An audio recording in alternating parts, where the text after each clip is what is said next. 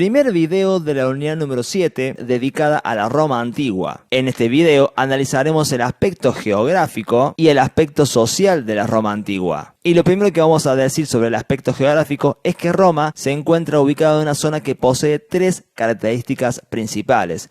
Primero, que existen una gran cantidad de zonas montañosas. Segundo, que hay disponibilidad de llanuras fértiles. Y en tercer lugar, que existe un fácil acceso al mar Mediterráneo. Esto podemos verlo expresado en este mapa físico de la península itálica. Aquí está ubicada Roma y como vemos hay una gran cantidad de ríos como el río Po, el río Tíber también por aquí y otros más que atraviesan toda esta península con llanuras fértiles. Fijémonos por aquí también y más en esta zona en las cuales se puede practicar la agricultura y la ganadería, pero también una abundante cantidad de zonas montañosas como los montes Apeninos que atraviesan transversalmente toda la península itálica y también hacia el norte los Alpes. Por último, y no menos importante, Roma, fijémonos, se ubica muy cerca al mar y esto le otorga enormes facilidades para el comercio marítimo. Y es que si miramos un mapa más amplio de la ubicación de Roma, veremos que esta se halla justo en el centro del Mare Nostrum,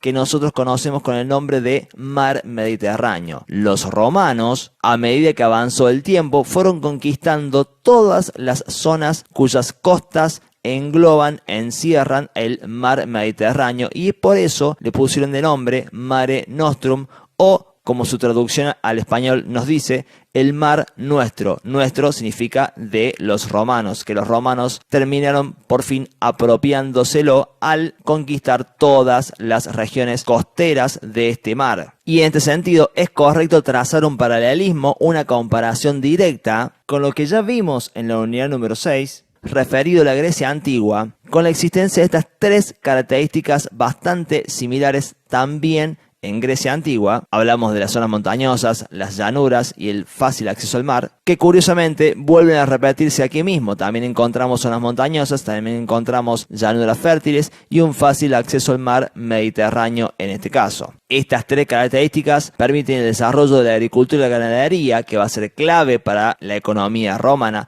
pero sobre todas las cosas y también del comercio marítimo, ya que ubicarse en el centro del mar Mediterráneo le permitía a los romanos trazar redes comerciales, trazar rutas comerciales con todos los puntos del Mediterráneo. Esto quiere decir que podían comerciar fácilmente con las Galias, que es esta zona que hoy conocemos como Francia, la Hispania, que hoy conocemos con el nombre de España, el norte de África, con Egipto, con Medio Oriente y también, por supuesto, con Grecia y la costa de Asia Menor. Esta ubicación, sin duda privilegiada, repetimos, es fundamental para el desarrollo de un sistema comercial dentro del Mediterráneo, dentro del Mare Nostrum de los romanos, que les dio importantes beneficios económicos a ellos. Pero antes de continuar, quiero llamarles la atención acerca de los colores de este mapa. Fijémonos que se ha empleado el color verde más oscuro para la monarquía, el verde intermedio para la república y el verde más claro para el imperio. ¿A qué nos referimos con monarquía, república e imperio? Resulta que en la evolución política de Roma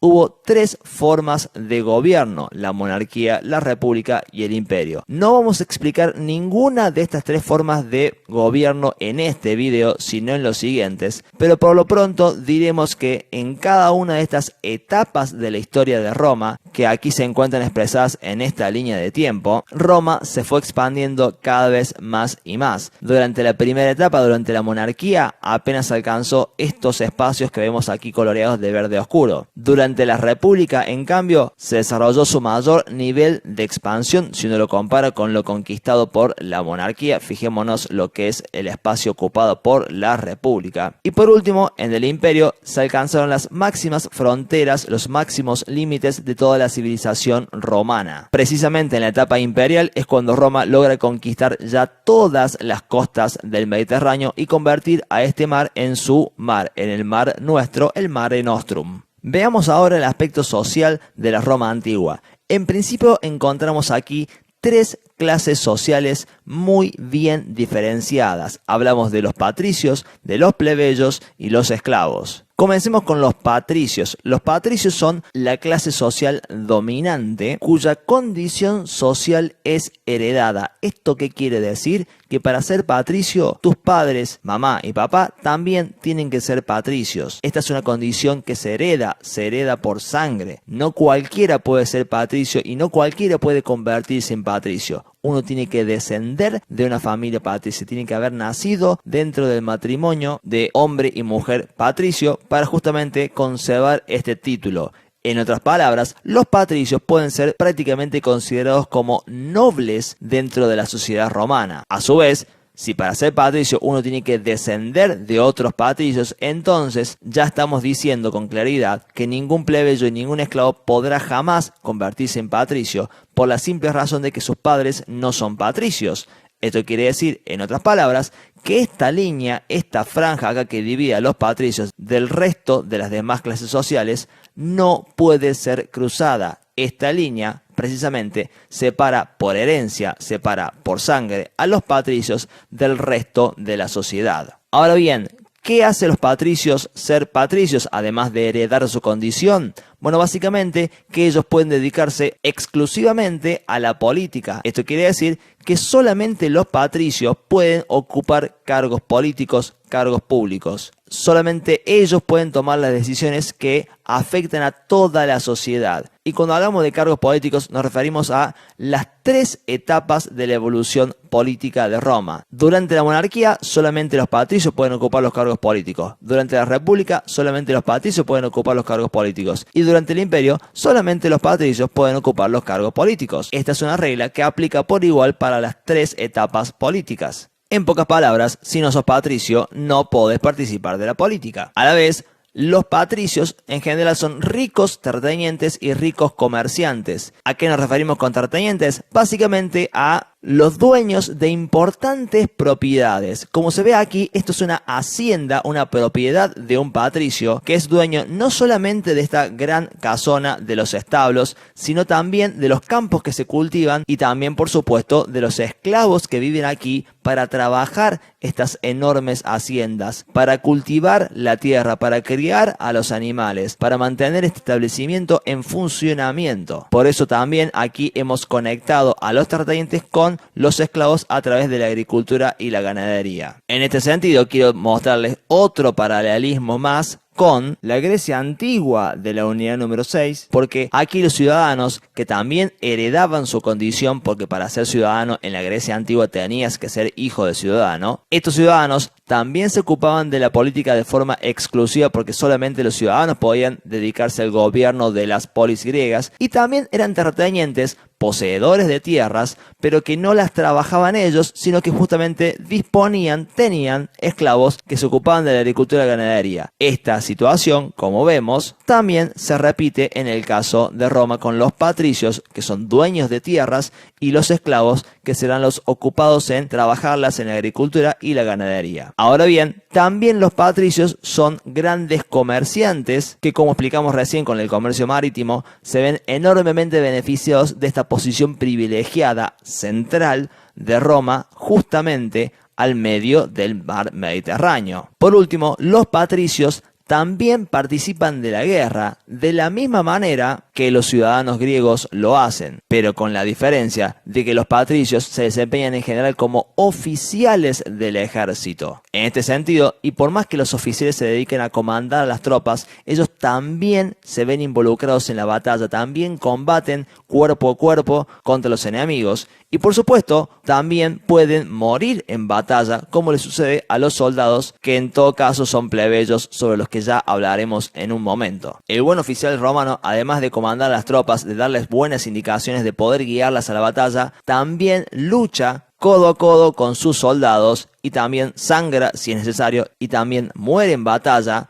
si así la situación lo determina. Estos oficiales pueden luchar tanto a caballo como a pie, aunque prefieren estar arriba del caballo por una cuestión de altura. ¿Por qué decimos esto? Porque el que está arriba del caballo tiene una mejor visión que aquel que lucha a pie, y entonces puede entender mejor cómo se va desenvolviendo la batalla y puede dar mejores indicaciones sobre cómo movilizar las tropas de aquí para allá, etcétera, etcétera. El caballo, en este sentido, hay que decir lo siguiente: es realmente un bien de lujo. No cualquier persona puede tener un caballo en la Roma antigua. ¿Y por qué digo esto? Porque para tener un caballo entrenado para la guerra, debidamente alimentado, debidamente cuidado, debidamente mantenido, es necesario contar con un establo en donde ese caballo pueda dormir y donde pueda comer, contar con el forraje, con el alimento necesario para darle de comer, y contar seguramente con 1 o 2 esclavos que puedan darle el cuidado necesario. No cualquiera entonces puede tener un caballo, no cualquiera puede darse el lujo de costear y mantener y darle de comer y sostener a ese caballo, precisamente para poder llevarlo a la batalla. Y es por eso que en general la caballería romana estará en manos de los patricios, que son precisamente aquellos que pueden costear la manutención de un caballo para poder llevarlo al combate. E insisto, no es cualquier caballo, es un caballo entrenado, bien alimentado, preparado para la guerra. No estamos hablando de un caballo que pueda tirar de una carreta, sino de un verdadero corcel de combate. Los patricios, además, dicen ser descendientes de los fundadores de Roma, descendientes de aquellos primeros hombres y mujeres que fundaron la ciudad de Roma. Además, los plebeyos no son descendientes de los fundadores de Roma, sino que más bien son descendientes de las personas que llegaron mucho más tarde a poblar Roma, cuando Roma ya era una ciudad, cuando Roma ya había sido fundada. Esta es una de las razones por las cuales se les niega a los plebeyos la participación activa en la política. Por debajo de los patricios encontramos a los plebeyos. Los plebeyos son básicamente la gente común, hombres y mujeres libres, pero que no poseen ningún tipo de privilegio, que no pueden dedicarse a la política y que en general se desempeñan como pequeños comerciantes, pequeños artesanos y pequeños campesinos. Su forma de vida es mucho más humilde, y aunque algunos plebeyos van a llegar a ser ricos en la historia de Roma, la gran mayoría de ellos son bastante pobres, son bastante humildes. Llegado el momento de la guerra, los plebeyos son convocados como soldados, siempre luchando a pie, siempre obedeciendo las indicaciones de los patricios, que son sus oficiales. Y llegados a este punto hay que marcar lo siguiente: las leyes en la Roma antigua no son igualitarias para las diferentes clases sociales. No, esto no es así. Las leyes son diferentes según la clase social. Así, los patricios se enfrentan a leyes mucho más benevolentes, mucho más beneficiosas, que les permiten ejercer sus derechos políticos en el gobierno. ¿Por qué decimos benevolentes? ¿Por qué decimos mucho más beneficiosas? Bueno, porque los patricios pueden dedicarse de forma exclusiva a la política, mientras que los plebeyos y esclavos no. Y porque también, si un patricio es encontrado culpable de algún tipo de crimen, el castigo que recibe suele ser mucho menor, mucho más blando, mucho menos cruel, de hecho, que el castigo que podría recibir un plebeyo o incluso un esclavo. A medida que descendemos en la pirámide social, los castigos por los mismos crímenes se van haciendo cada vez más crueles. Vamos a poner un ejemplo más concreto. Si a un patricio se le descubre robando, se lo multará a pagar una bolsa de oro. Si a un plebeyo se le encuentra robando, se le cortarán las manos. Y si a un esclavo se le encuentra robando, se lo crucificará, haciendo que su cadáver quede expuesto ante el resto de la población. Como se ve, el castigo es cada vez más cruel a medida que bajamos en la pirámide social, o, lo que es cierto pero al revés, es cada vez más leve a medida que ascendemos en la pirámide social. Esto es así justamente porque no existe esta idea de ley pareja para todos. No, la ley no es pareja para todos, y esto da como resultado un orden social que es claramente desigual.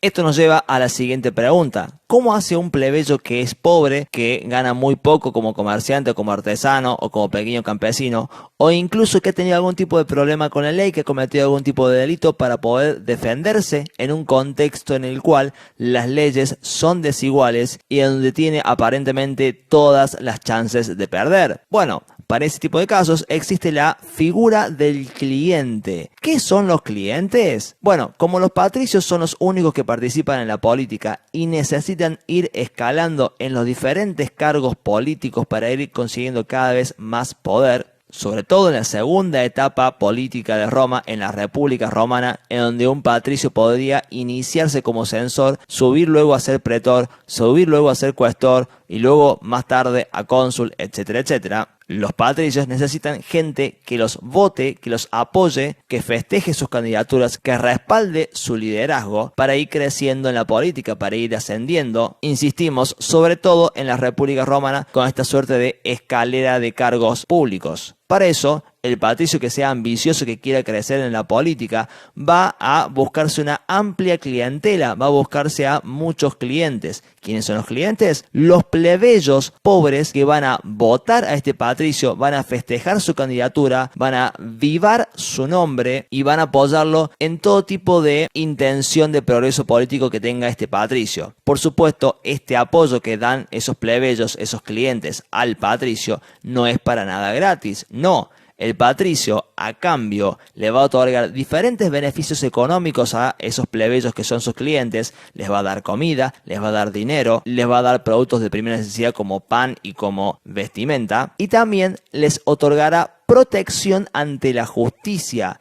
¿Esto qué quiere decir? Que si alguno de esos plebeyos, siendo cliente de ese patricio, cometiera algún tipo de crimen o fuera acusado de algún tipo de crimen, el patricio lo defenderá ante la justicia, lo defenderá en ese juicio, y justamente ese plebeyo, por ser cliente de ese patricio, contará con una muy buena defensa y tendrá más posibilidades de ser perdonado. E incluso, si no llega a ser perdonado y es castigado, el castigo que va a recibir va a ser mucho menor. ¿Por qué? Bueno, por esto que decíamos recién, la ley no es pareja para todos, sino que es mucho más benevolente, mucho más laxa para con los patricios que con los plebeyos. Pero si ese plebeyo está apadrinado, está protegido, forma parte de la clientela de un patricio, entonces ese plebeyo tendrá un castigo sin dudas mucho menor. Hay que hacer la siguiente aclaración porque seguramente muchos de ustedes estarán pensando en situaciones similares, parecidas que se dan en la actualidad. Nos referimos a esta capacidad que tienen algunos ricos y poderosos de comprar las voluntades políticas de los más pobres a cambio de dinero o a cambio de respaldo en los juicios. Yo no voy a hablar aquí de estas comparaciones con la actualidad por la simple razón de que hacerlo haría que este video sea extremadamente largo y porque además hay muchas diferencias entre la sociedad romana de la antigüedad y nuestra sociedad actual. La primera y más evidente es que las leyes en la Roma antigua, como dijimos recién, no son iguales para todos. Y la segunda, pero no menos importante, es que los plebeyos en la Roma antigua no participan en la política, no pueden acceder a un cargo público y es realmente muy poco lo que pueden hacer a través de las leyes y a través de la política para cambiar su situación. Mientras que nosotros, en cambio, en nuestra sociedad, sí podemos votar de forma más o menos libre a quienes nosotros creamos los más apropiados para ser nuestros representantes. Y con representantes me refiero a este sistema que ya explicamos justamente en la unidad número 6. Lo que sí vamos a decir respecto a este sistema de clientelismo político es que da importantes beneficios a los plebeyos al darles comida, vestimenta y también apoyo legal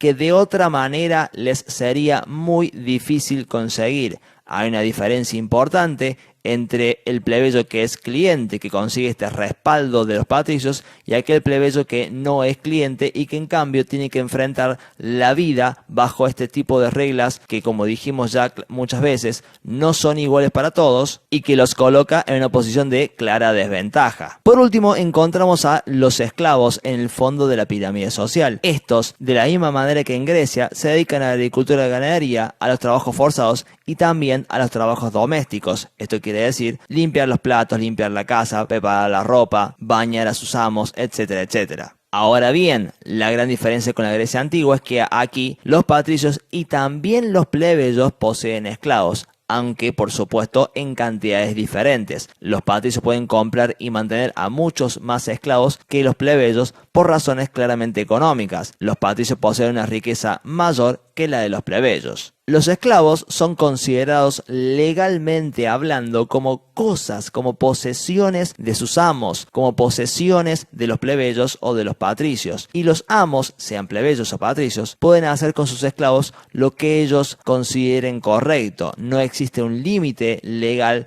para que los patricios y plebeyos hagan con los esclavos lo que ellos crean adecuado. Esto por supuesto que da lugar a muchos tratos verdaderamente crueles en contra de los esclavos, a verdaderos sometimientos, incluso con castigos con latigazos en la espalda de los esclavos y hasta torturas. Pero también es cierto que no todos los amos son así de crueles o no lo son necesariamente con todos los esclavos por igual. Algunos amos son mucho más generosos en su trato con los esclavos, sobre todo en el caso de los esclavos domésticos. ¿Por qué? Porque los esclavos domésticos mantienen una relación mucho más cercana con sus amos, pudiendo interactuar mucho más con ellos, pudiendo hablar mucho más con ellos, pudiendo conocerlos mejor, y entonces no es ilógico ni tampoco infrecuente que los amos tengan buenas relaciones hasta de amistad con sus esclavos domésticos. ¿Por qué sucede esto? Por la simple razón de que, aunque los esclavos sean considerados por la ley como cosas, como posesiones de sus amos, lo cierto es que también son personas de carne y hueso, con las cuales uno puede hablar, puede relacionarse, y por ende no es poco común que sus amos, plebeyos o patricios, puedan sentir aprecio por ellos, puedan sentir hasta confianza con ellos. O incluso también está documentado el caso de enamoramientos entre esclavos y plebeyos o esclavos y patricios. Insisto, aunque los esclavos sean considerados legalmente como cosas, son personas de carne y hueso que piensan, que sienten, que hablan, que viven, de las cuales uno también se puede enamorar. Y seguramente se estarán preguntando, bueno, ¿pero qué pasa con ese tipo de enamoramientos? Bueno, obviamente ese tipo de enamoramientos suceden a puertas cerradas. Ninguno de los amos, ni los plebeyos, ni sobre todo los patricios, confiesan públicamente, le dicen a todo el mundo que están enamorados de su esclavo o su esclava. No, de ninguna manera. El tipo de relaciones se mantienen siempre ocultas y lógicamente jamás llegan al casamiento, porque el casamiento entre personas de diferentes clases sociales está prohibido. Los patricios se casan entre los patricios, los plebeyos se casan entre los plebeyos, y nadie casa a los esclavos por la simple razón de que son legalmente considerados cosas, más allá de que pueda haber enamoramientos también entre los esclavos y hasta noviazgos, pero ninguno de ellos tomará jamás la forma de un casamiento, porque para la ley, insistimos con esto, los esclavos son como cosas. ¿De dónde vienen los esclavos? Bueno, hay 4 causas generales de la esclavitud. La primera y más elemental es la herencia. Cualquier hijo de papá y mamá esclavos es también otro esclavo. Hereda la condición de sus padres. Una situación que es bastante similar a la condición de los plebeyos, que también heredan su condición de sus padres, como también es el caso de los patricios, que también heredan su condición de sus padres. En segundo lugar, existen también los esclavos por deudas. ¿Qué quiere decir esto? Bueno, hablamos de hombres y mujeres libres, en general plebeyos, que por deberle dinero más que nada a un patricio y por no poder pagarle ese dinero que le deben al patricio, entonces no le queda más remedio, más alternativa que ofrecerse como esclavos de ese patricio por un tiempo determinado. Durante ese plazo de tiempo, ese plebeyo deja de ser plebeyo y pasa a ser esclavo del patricio, obedeciéndole en cuanto el patricio le ordene hacer, hasta que su deuda quede saldada, hasta que su deuda quede pagada, y entonces ese esclavo recupera la libertad y vuelve a ser un plebeyo. La tercera causa de esclavitud es el delito. ¿Por qué? Porque muchos plebeyos que son encontrados culpables de sus crímenes a veces son castigados con la esclavitud, son convertidos en esclavos y entonces son obligados a obedecer a sus nuevos amos. Pero la cuarta y última causa de esclavitud es la más importante, y en esta es muy parecida al caso de la Grecia antigua. Nos referimos precisamente a la esclavitud griega aquí de la unidad número 5. Los esclavos romanos también son sobre todo prisioneros de guerra, y esta es la causa principal de la esclavitud en Roma, precisamente porque Roma, como vemos aquí en este mapa, se expandió militar y territorialmente muchísimo a lo largo de toda su historia. Roma, cada vez que se expande, conquista nuevas tierras, consigue nuevo botín del saqueo que hace de esas tierras conquistadas, y también esclaviza, no a todos, pero sí a parte de las poblaciones que va conquistando. Buena parte de aquellos que fueron conquistados por Roma fueron esclavizados, ampliando entonces esta enorme base de mano de obra que logró mantener a toda la economía romana. Porque sí, la economía romana depende muchísimo de los esclavos. La agricultura y la ganadería y el comercio marítimo aunque dan importantes ganancias a los patricios y en segundo lugar a los plebeyos, son sin embargo mantenidas gracias a la mano de obra de los esclavos. Sin los esclavos, cualquier tipo de riqueza acumulada en manos de los patricios o incluso de los plebeyos no podría ser posible. Toda la economía romana depende de los brazos de trabajo que son obligados por la fuerza a trabajar, valga la redundancia, en favor de los plebeyos y de los patricios. En este sentido, quiero destacar algo que va a ser muy importante para nosotros, sobre todo hacia el final de esta unidad. En la medida que Roma se expanda, va a seguir conquistando tierras y entonces va a seguir esclavizando personas. Y mientras más esclavos haya, entonces más barato será su precio.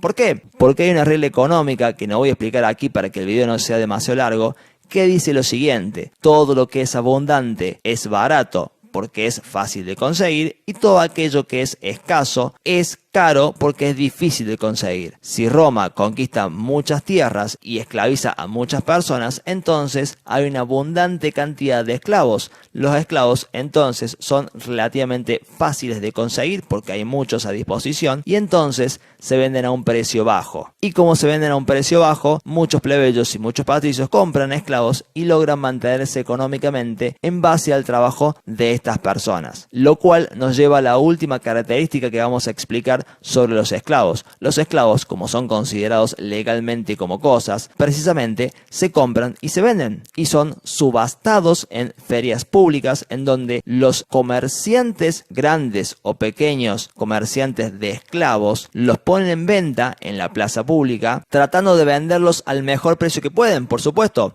Y para eso destacan todas las características de estos esclavos, diciendo por ejemplo que este esclavo es fuerte, es alto, tiene buena salud, tiene todos los dientes, puede comer correctamente, es educado, habla en 1 o 2 idiomas, etcétera, etcétera. En otras palabras, de la misma forma que un vendedor, que un comerciante hoy día nos muestra todas las virtudes de su producto, estos comerciantes esclavistas que venden personas, que venden esclavos, también muestran las virtudes de su producto, que son los esclavos. Esto por supuesto que es sumamente deshumanizante y por lo tanto para nosotros muy cuestionable, pero uno tiene que explicar la historia como realmente pasó, no como me hubiera a mí gustado que hubiera sucedido. Y la sociedad romana de la antigüedad era una sociedad esclavista. ¿Qué pasaba si un esclavo escapaba de su amo? Bueno, en ese caso se contrataban cazadores de esclavos, es decir, hombres libres, en general plebeyos especializados en perseguir y atrapar esclavos fugitivos, y además se colocaban carteles en las ciudades y campos cercanos con la descripción de los esclavos que se habían escapado para así poder encontrarlos más fácilmente. Previniendo el posible escape de estos esclavos,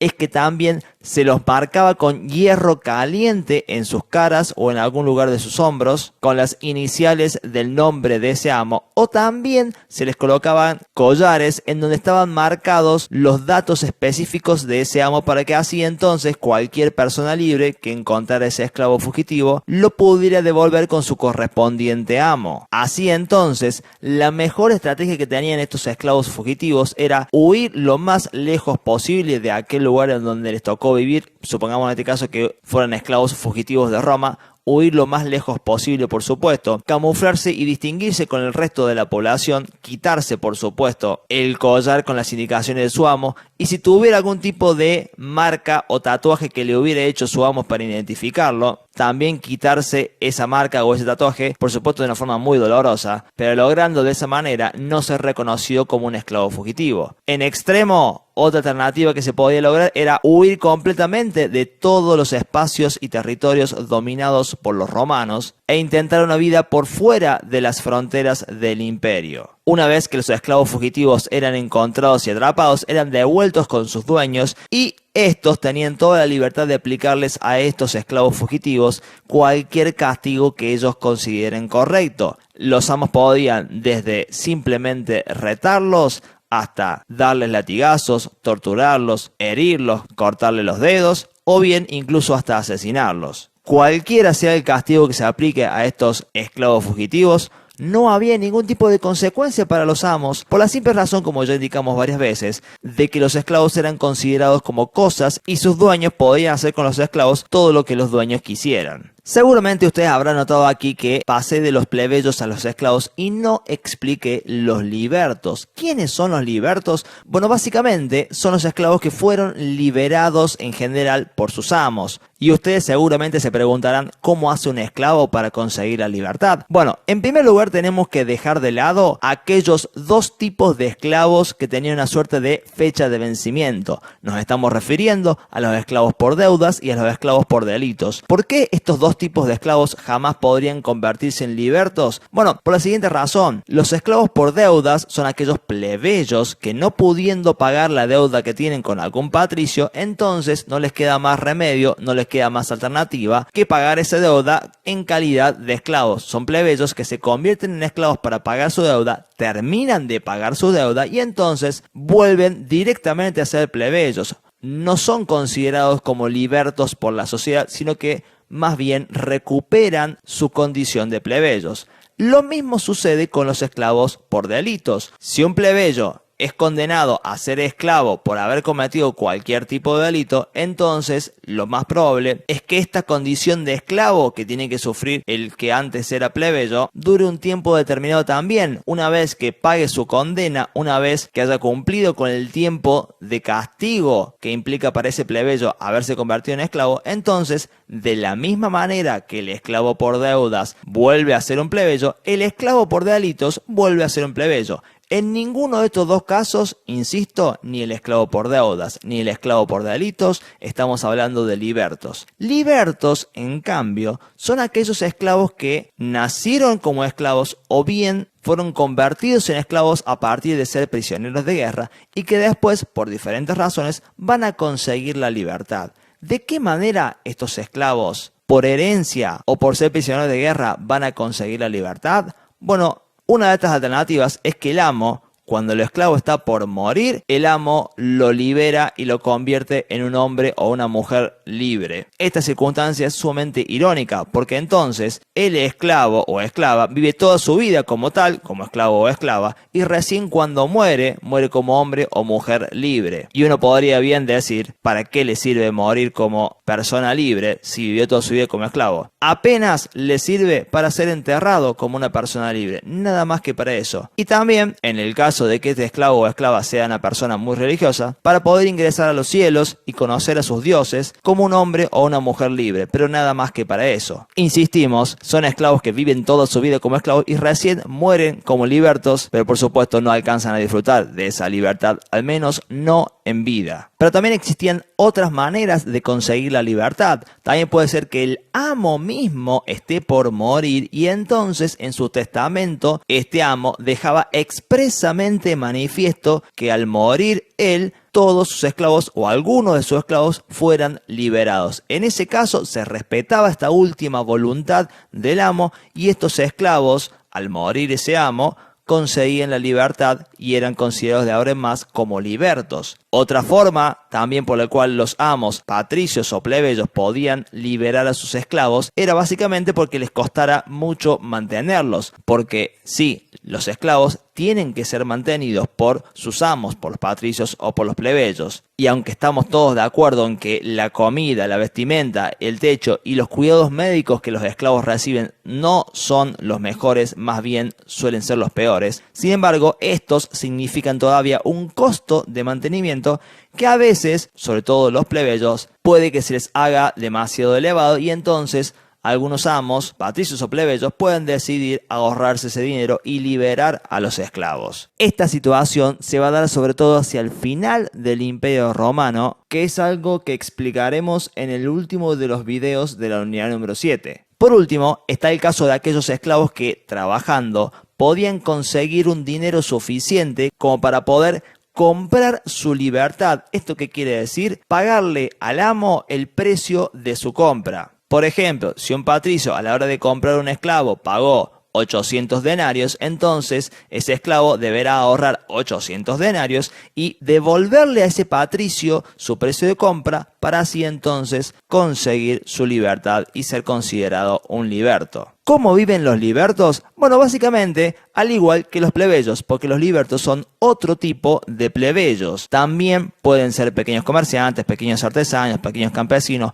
pueden incluso asistir a la guerra como soldados si logran conseguir un cargo en el ejército, y en general para mantenerse suelen ser clientes de sus antiguos amos. Y de hecho, por más irónico que suene, los libertos también pueden comprar a otros esclavos y tener esclavos a su cargo. Eso también era posible. ¿Por qué? Bueno, porque los libertos también son plebeyos, son hombres y mujeres libres que, en la medida que posean ahorros suficientes, pueden ir a comprar a otros esclavos. Y habiendo ya trabajado sobre el aspecto social, abordaremos ahora el aspecto de género. Y en este sentido quiero destacar más que nada la figura de el pater familias, o como nosotros lo conocemos en español, el padre de familia, que no es simplemente el papá de los hijos y el esposo y marido que está en la casa, es mucho más que eso, es el rey de la casa. ¿A qué nos referimos exactamente? A que en las familias romanas y sobre todo en las familias patricias romanas, en aquellas familias que pertenecen a la clase de los patricios, el padre de la familia, que es también el esposo, es considerado para la ley como una suerte de rey de la casa. ¿Por qué decimos rey de la casa? Porque tiene poderes económicos, sociales, de género y políticos por sobre todas las personas y bienes que dependen de él. ¿A qué nos referimos? El pater familias puede mandar por sobre toda su familia, sobre sus hijos, sus hijas y también su esposa. Puede administrar los bienes de todos, los propios de él y también los bienes de sus familiares. E incluso puede mandar por sobre sus esclavos y también los esclavos de sus familiares. Así, por ejemplo, si uno de sus hijos está encariñado con algún esclavo con el cual siente confianza, con el cual tiene una relación de amistad, pero el pater familias decide vender ese esclavo, despedirlo, liberarlo o mandarlo a torturar, ese hijo no podrá hacer absolutamente nada para impedir la voluntad del pater familias, que como indicamos recién es el rey de la casa. Por último,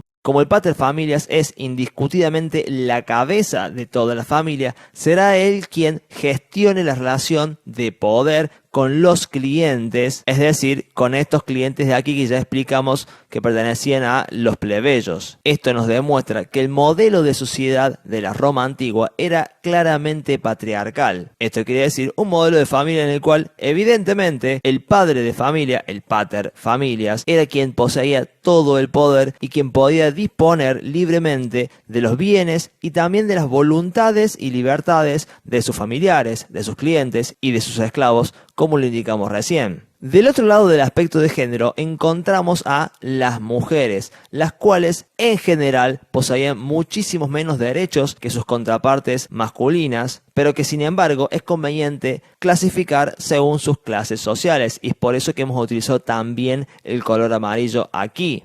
Como es fácil de suponer, las mujeres patricias están mucho mejor ubicadas que las mujeres plebeyas y ni que hablar que las mujeres esclavas. Así, por ejemplo, aunque ninguna mujer, ni las mujeres libres, es decir, las patricias y plebeyas, ni las mujeres esclavas, podían participar de la política de forma directa y de forma legal como lo hacían los hombres patricios, sí es cierto que algunas mujeres patricias, y por eso hemos puesto esta línea aquí de puntos, lograban influenciar a sus maridos o bien a sus hermanos o a sus hijos, ya sea a través del engaño, de la seducción, del convencimiento o por múltiples razones, para que sus paterfamilias de referencia terminaran actuando como ellas querían. En otras palabras, esta relación de poder que hemos graficado aquí con una línea de puntos es una relación de poder mucho más indirecta, mucho más oculta, por supuesto que no era legal, pero que en la práctica terminaba dándose, insisto, solo en algunos casos, nunca siempre, solo en algunos casos muy puntuales, cuando de repente la mujer patricia era mucho más astuta, era mucho más inteligente o era mucho más rebelde y entonces lograba por determinadas estrategias influenciar a su marido para que éste terminara funcionando como un instrumento, como un medio para llevar a cabo las intenciones de estas mujeres. Insisto, estamos hablando de casos más bien excepcionales. Esto no es lo común, esto es más bien la excepción a la regla del poder absoluto fruto del paterfamilias. Continuando, las mujeres patricias y en algún punto también las plebeyas disfrutaban de una interesante vida social y pública. ¿A qué nos referimos con esto? A que asistían a espectáculos, a eventos públicos, a banquetes y también caminaban libremente por los mercados, a veces ocupándose de hacer las compras o a veces, por supuesto, llevando esclavos o esclavas para completar las compras que necesitaban para sus hogares. Esto nos demuestra que las mujeres, sobre todo las patricias, y en una menor medida las plebeyas, no estaban encerradas en sus hogares, encerradas realizando quehaceres domésticos, sino que también podían salir a la calle, como se dice hoy en día, y tener un determinado nivel de exposición pública. Los quehaceres domésticos, sin embargo, eran sobre todo realizados por las mujeres plebeyas y, por supuesto, por las mujeres esclavas.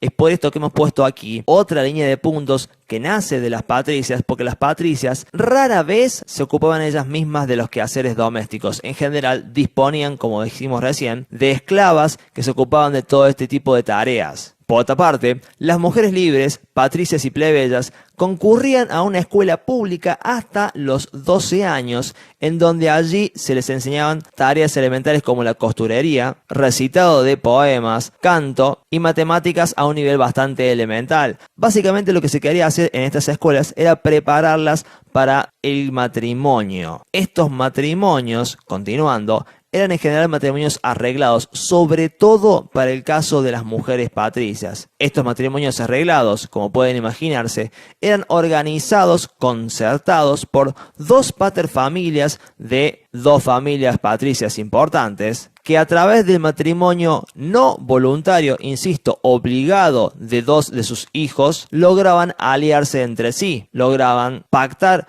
una unión entre esas dos grandes familias a partir de este matrimonio, insistimos, arreglado. En este sentido, irónicamente, las mujeres plebeyas disponían de más libertad para elegir con quién casarse, porque sus padres, también plebeyos, no les importaba tanto con quién se casaba su hija o sus hijos en general, y por ende, como las familias plebeyas no tenían ni riqueza ni poder que poner en juego, que arriesgar en algún eventual casamiento, entonces las mujeres plebeyas tenían más libertad de casarse con quien quisieran. No así, insistimos, con el caso de las mujeres patricias, que debían, como ya indicamos, obedecer a su paterfamilias, obedecer a su padre y casarse con quien su padre le designara. En este sentido, las mujeres romanas solían casarse entre los 12 y los 14 años, lo cual es, para nosotros, para nuestros estándares actuales, una edad sumamente temprana. Básicamente cuando las mujeres ya entraban en la pubertad, cuando ya podían tener hijos, entonces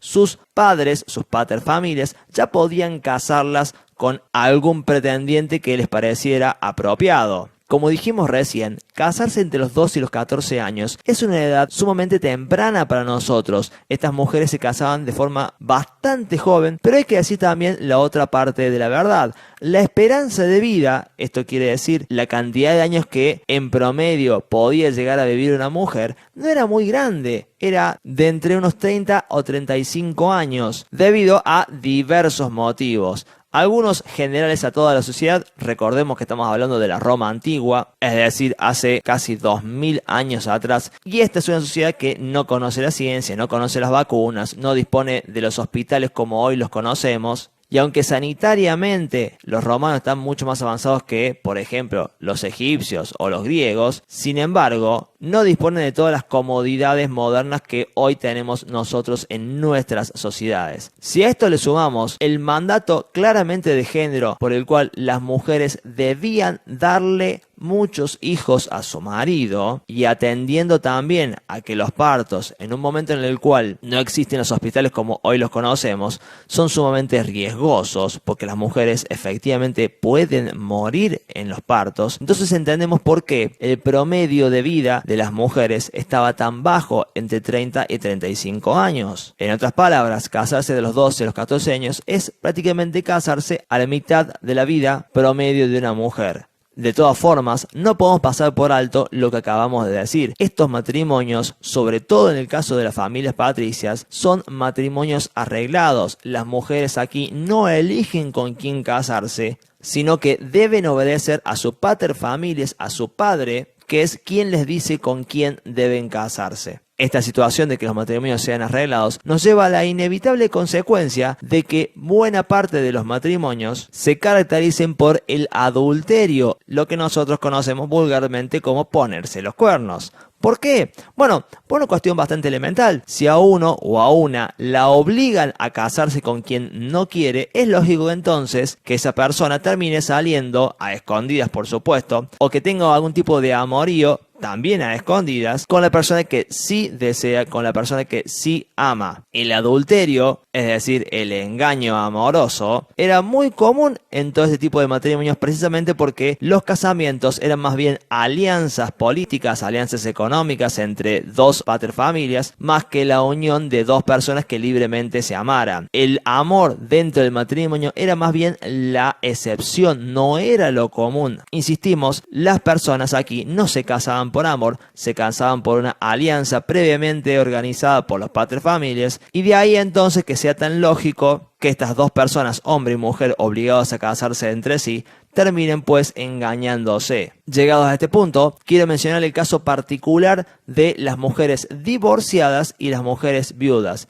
Porque sí, en la Roma antigua, hombres y mujeres podían divorciarse y anular el matrimonio por diferentes razones. Cuando las mujeres se divorciaban y cuando eran viudas, entonces se convertían en verdaderas mujeres libres que no debían obedecer a ningún marido ni tampoco al padre de su familia. ¿Por qué? Porque las mujeres al casarse se emancipaban, se liberaban de la dominación del padre de su familia para ponerse bajo la dominación de su esposo. Cuando su esposo ya no era más su esposo, valga la redundancia, debido al divorcio, o su esposo moría, entonces estas mujeres podían manejar libremente su vida y podían manejar también sus bienes, podían administrar sus propias cosas, su propia casa, su propio conjunto también de esclavos y esclavas. En otras palabras, recién cuando la mujer se divorciaba o enviudaba, podía liberarse de este esquema de poder patriarcal. Y aquí es donde yo quiero hacer la siguiente reflexión. ¿Todas las mujeres querían liberarse de su marido? ¿Querían liberarse de sus paterfamilias?